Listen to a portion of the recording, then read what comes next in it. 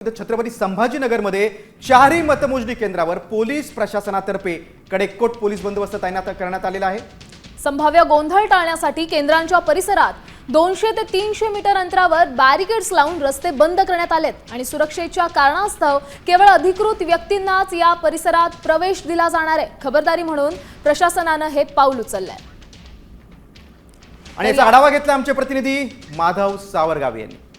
छत्रपती संभाजीनगर महानगरपालिकेच्या निवडणुकीमध्ये काल 59.82% इतकं मतदान झालं होतं। आज 10 वाजता या मतदानाची मोजणी होणार आहे आणि त्यासाठी छत्रपती संभाजीनगर शहरात 4 ठिकाणी मतमोजणीची तयारी पूर्ण करण्यात आलेली आहे।